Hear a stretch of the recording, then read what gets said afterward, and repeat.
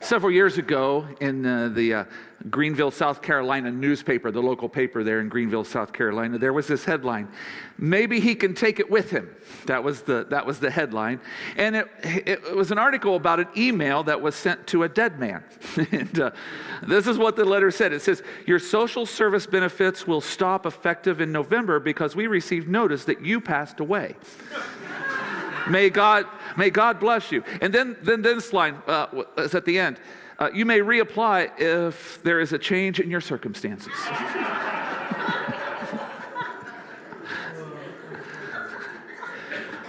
You know, when you go to a funeral home, you expect to see the deceased. And that's normally the case, but in an act of supernatural power, in an act of God's power, Jesus was physically resurrected from the tomb. And we are continuing to look at some of those snapshots of the post-resurrection appearances, those words that Jesus shared with those after the resurrection. Here a few weeks ago on Good Friday, we had our prayer journey event that we went through the last statements on the cross. And so we decided to do this series that was talking about the statements that come after that. Well, 3 days after Jesus' crucifixion, 10 of the 11 remaining disciples, they're back in the upper room where they had shared the Last Supper. That's what is believed where they are here. And it was just a few days earlier that they had shared that Last Supper, and already the 11 apostles had received a couple of credible reports from other disciples and from what we looked at a couple weeks ago from Mary that they had met the risen Savior. So they started getting these reports, but they're up in the upper room hiding. Now, if you have your Bibles, if you would open them up here this morning to go to Luke chapter 24. We're going to look at this narrative from Luke's point of view. Last week, John tried to steal some of my thunder and go into John chapter 20, but he took it from a different perspective there. And so we're going to Luke's account of this. Now, they had received these credible reports, but the 11, they seemed to refuse to believe it. It just seemed too good to be true. Have you ever had news that seemed too good to be true? I love the movie It Could Happen to You. I don't know if you've ever seen the movie It Could Happen to You. It's an older movie. Nicolas Cage was in the movie, and he was a policeman, and he was in a coffee shop, and they had ordered coffee, and this waitress was having a bad day, and she had served them, and she had got some bad news. The boss was horrible and all that kind of thing. Well, they got this call. They had to leave without paying, and they had to run out the door. And the cop said, "Listen, I can double your tip tomorrow, or I'll give you half of my lottery ticket. What do you want?" And on the way out the door, she said, "I'll take half the lottery ticket." And then he comes back the next day because they won $4 million. Yeah, it's a really cool movie. And he says to her, "Remember I was here yesterday and we had to go out," and he said, I just want to make sure I'm going to give you double your tip today or half the lottery ticket. What is it that you really want?" And she said, "I've had such a bad day. I'm just going for half the lottery ticket." He said, "That's what I hope you said." And then he told her, "We just won $4 million. And she couldn't believe it. She just was like, "No, we didn't. No, we didn't." And I love the scene because then once it sets in, whew, she goes crazy. Well, the disciples, they refused to believe this. It just seemed too good to be true that there's no way. And so here they were cowering with many other believers behind the locked and bolted doors of the upper room. And it was turned to a hideout here. Okay? And now that the Sabbath was over, the 11 and the other disciples, I think they were probably expecting Roman soldiers to come and to break down the door and to arrest them and to drag them away for their own crucifixions. Now, the reason that I think that could be the possibility of what they were thinking is because normally with the Romans, historically, when a leader that was competing against Caesar was crucified, the generals would be tracked down and crucified as well. And in this story, what we find in Luke chapter 24, here they are cowering, but Thomas is not present in this one. Now, we kind of switched things around since I was in the hospital last week, and John talked about Thomas, and so you got that part of the story. But let's pick up in Luke chapter 24, verse 36. We're just going to walk through this story and glean out some of the things and what Jesus told them as well. So Luke 24, verse 36, this is what it says. While they were still talking about this. Now, what they're talking about is the disciples from the road to Emmaus. They had made their way back and told them. And then, they had Mary's account. So while they're still talking about this, Jesus himself stood among them and said, "Peace be with you." Now, here they are behind locked doors. Okay, it's bolted. And in comes Jesus and says, "Shalom, boys." Right? So... So, verse 37 says, they were startled and frightened, thinking they saw a ghost. Duh, right? They were startled and frightened. Now, this word startled, if we would dig into it, it actually means trembling. I mean, this wasn't just that they were like, ah. No, it cut them to the core. And it says they were frightened. Now, this word for frightened is actually a deeper word. It's phobia. It's phobia. Thinking that they saw a ghost. So there was this fear that had gripped them. Now, I learned some things about this culture. Back then, they were a lot like us. Anybody ever sat around a campfire and told ghost stories? You tell ghost stories.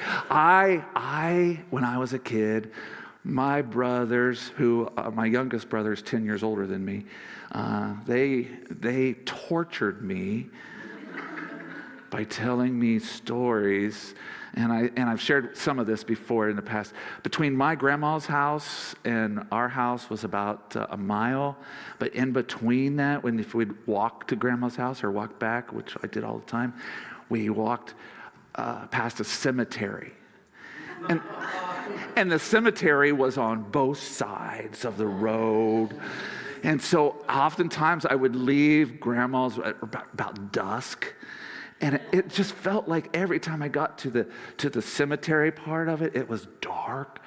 And my brothers would tell me stories about the cemetery and ghosts.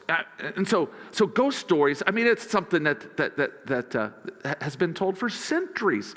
And there was an aspect of ghost stories from this era.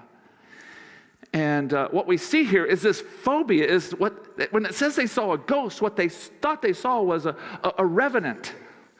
Now, a revenant, grossing now over $500 million, one of the most popular movies from back in 2015 was a movie titled The Revenant.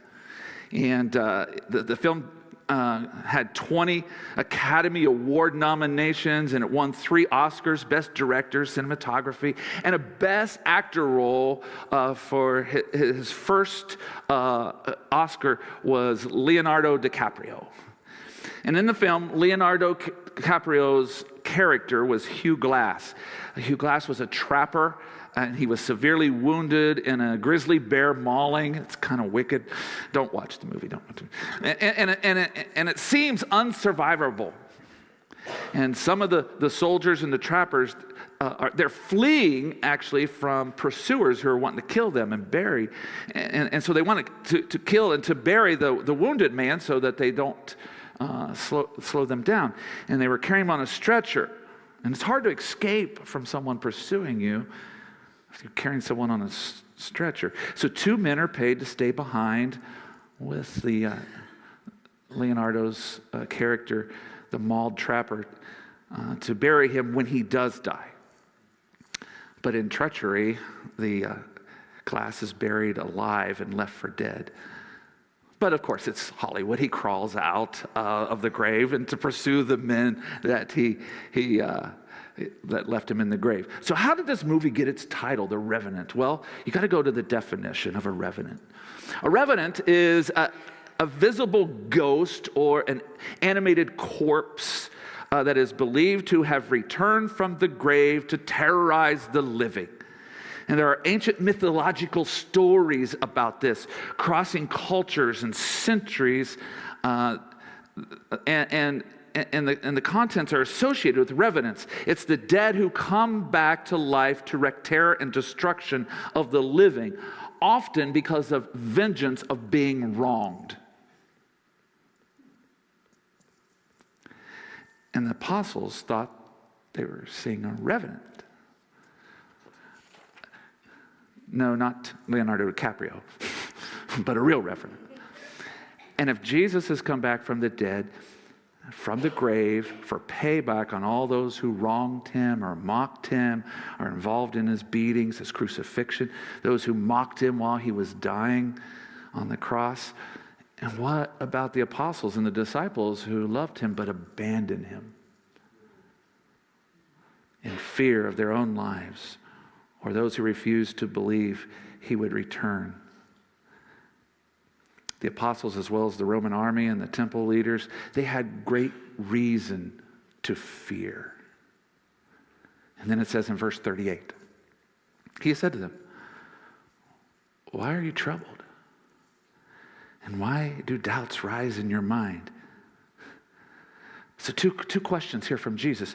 Why are you troubled, and why do doubts come into your mind? Now, 4 words describe what the apostles and the disciples are feeling in these few verses. They're feeling trembling, that startled, trembling. They're feeling phobic, a very serious fear. And they're feeling terrified and doubting. Now, I know we all have fears and phobias, and we all have things that we think about. This week I sent out to some of you asking for some thoughts about fears. The biggest thing that I realize is I now know why you're not at a snake handling church. So there's a lot of snake fears around here. But there's other fears. There's fears of flying, fears of crossing bridges, for fear of going over the bridge. There's these fears that are real fears. But I gotta be honest with you. I got a lot of what I didn't expect in fears. Fears of very serious health issues. Fears of being a burden to our family if something happened. Fear of broken relationships that are very serious. Just fears. We all can deal with them. I mean, we might call them different things we worry about, or anxieties, but they're fears. And so we have here trembling and phobic fear and terrified and doubting. So what does Jesus say to them in this moment? Well, he says in verse 39, look at this. Look at my hands and my feet. It is I myself. Touch me and see. A ghost does not have flesh and bones as you see I have. I mean, without waiting for their answers in this, why do you doubt? Why are you troubled? He asks, he gives them some orders. Come on, take a look. Eyeball my hands. Look, I'm real. Then he says, touch me. You see, a ghost doesn't have flesh and bones. But what we have here is Jesus was physically resurrected from the dead. He is real. He's not a ghost. In verse 40, when he said this, he showed them his hands and his feet. And Jesus clearly showed them his hands. The wounds. And when you try to touch a ghost, your hands go right through it. You know, I know it. I've seen the cartoons. I've seen Casper the Ghost. You go right through. And then it says this. And while they still did not believe it because of joy and amazement, he asked them. Now, that's a funny statement to me. It says, while they still did not believe it because of joy and amazement. Isn't that interesting? I think it's like this. It's like, it's that too good to believe that it's true. You know, they're like, wait a minute, I want to believe this. It's, you know, that you get this little joy, and it's like, what? But yet you're not sure. And so it seems to me that they weren't sure that it's true, but they wanted to believe that it's true. So they needed some more proof. So this is what Jesus says, verse 41. Hey, do you have anything to eat? Got anything to eat? And verse 42 says they gave him a piece of broiled fish. This broiled fish, it's kind of like the Little Debbie snack cake of the day. That's what it was. Everybody had broiled fish, you know. And another version says they gave him some honeycomb, not the children's cereal. It was, you know, it was a little different than that. But the snacks, they're just sitting there on the table, and they gave Jesus a piece. And I've always had suspicion that Jesus kind of maybe went over and sat down, and one of the apostles picked it up and just went. That's how I picture it, okay? I don't know. But verse 43 says, he took it and he ate it in their presence. He took it and he ate it in their presence. Now, it didn't fall to the floor then, okay? Ghosts cannot eat grilled meats or Little Debbie snack cakes for that. And in that moment,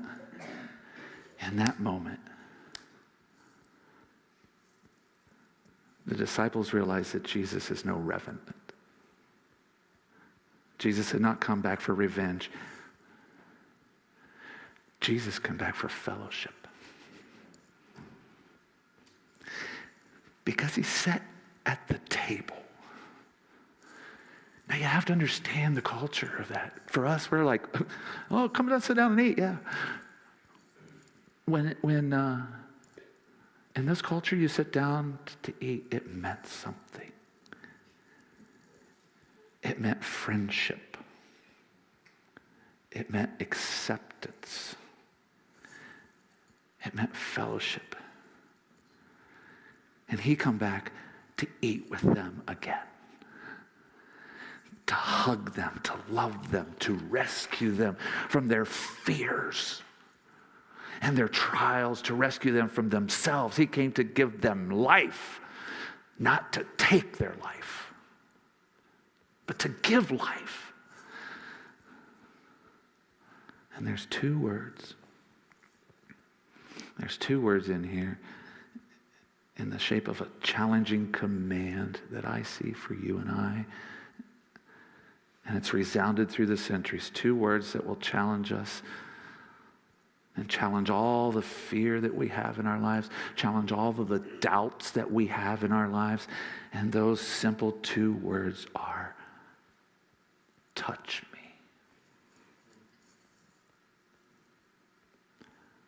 Touch me. I believe he's saying to us today, just touch me with your heart. Come near to me. Jesus comes to us. He gets close to us.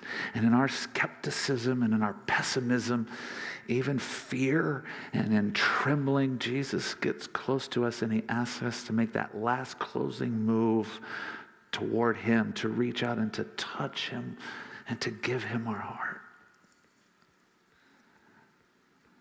Jesus hungers for us to grasp a hold of him. He invites us. He says, if I stand at the door and I knock, if you open it up and you come, let him embrace. And when we are sinking in the cesspool of our own failures and our own fears, Jesus wants us to reach out to him. And he is there. And he's real. He's real. Perhaps you're here today and you're going through a struggle. Maybe you have fears. Maybe you feel alone. That's some of the fears I heard this week. Maybe you feel unloved, misunderstood. Maybe you fear of not being forgiven. You feel your life is falling apart and it can never be fixed. You're living in fear. I want you to reach out and to touch him with your heart. To let you know that he is real and Jesus came out of the grave to love and to help you and to me, not to terrorize us. He rose from the grave. There was a woman and her old crusty husband that went on a vacation to Jerusalem. And the husband, he was always nitpicking at his wife, just constantly nitpicking, and he wasn't a very good guy. And while they were in Jerusalem, the husband passed away. And so the undertaker told his wife, he said, you can have him shipped home to the U.S. and it'll cost you close to $2,000. Or you can bury him here in the Holy Land. We'll do it for $150. The widow thought about it for a moment, and she told the undertaker that she would have her husband's body shipped home. And the undertaker asked the new widow, he said, well, why would you spend so much money, all this money to, $5,000 to ship him or more to ship him home when you could have a wonderful burial here and buried in the Holy Land and it would only be $150? And the woman replied, well, long ago there was a man that died here and he was buried, and 3 days later he rose from the dead, and I just can't take a chance. I just can't take that chance.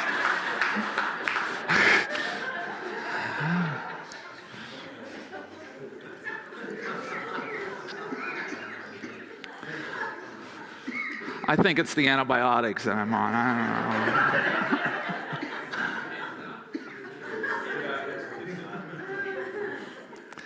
know. Listen, after 3 days, Jesus rose from the dead. He rose from the dead. He conquered the grave, and he is no revenant. Jesus is the great forgiver. He is the great restorer who is eager for each of us to grab a hold of him and to touch him with our hearts. Touch him with our hearts. While working in India, Dr. Paul Brand, he's the one who pioneered the modern treatment of leprosy. One time he went to India and he laid his hand on a patient's shoulder, and through the translator, Dr. Brand informed the man about the treatment that was going to lie ahead and how they would treat him. And to his surprise, the man began to shake violently and cry and sob. He couldn't even get his breath. He was crying so hard.